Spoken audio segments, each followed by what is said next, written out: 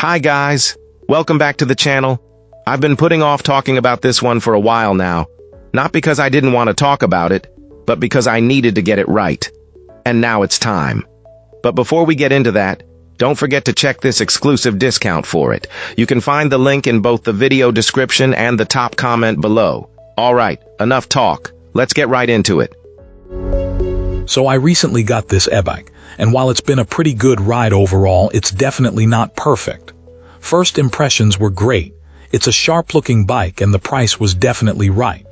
Unboxing was straightforward, although I did find a couple of minor scratches on the frame. No big deal considering the price. Assembly was pretty easy too, except for the stem instructions. They could use some improvement.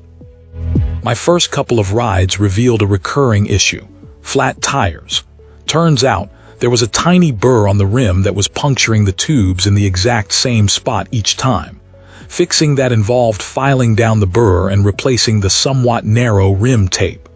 Honestly, getting the rear wheel on and off was a real pain. The frame felt a little too tight for easy access. My husband had to help me each time. The riding experience itself was mostly positive. The 7-speed Shimano shifter is surprisingly smooth, and the bike handles well on both pavement and crushed gravel.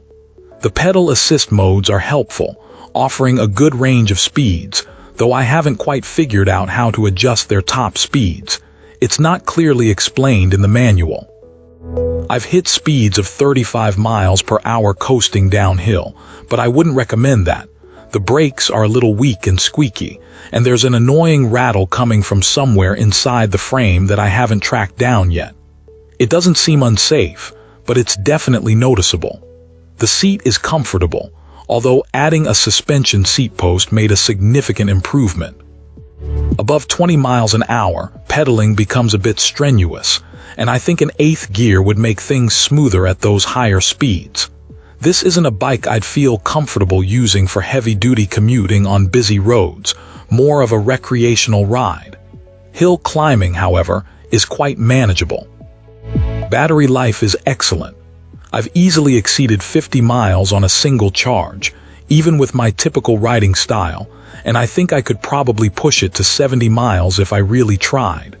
Throttle-only range seems to be around 35 miles on flat terrain. The pedal assist engages smoothly after a couple of pedal rotations, and the torque is quite strong. It's worth mentioning that, like any e-bike, you need to be aware of your gear and assist level, especially when stopping, to avoid unexpected acceleration. In summary, this e-bike has been a mixed bag. It's a great value for the price, offering good performance and battery life, but it does require some mechanical aptitude to address a few initial issues. If you're comfortable with some basic bike maintenance and are looking for an affordable, stylish e-bike for recreational riding, then this might be a good option. However, be prepared for some minor tweaks and adjustments along the way. That's all for today. If you liked this, hit that like button and subscribe. Let's keep the conversation going in the comments.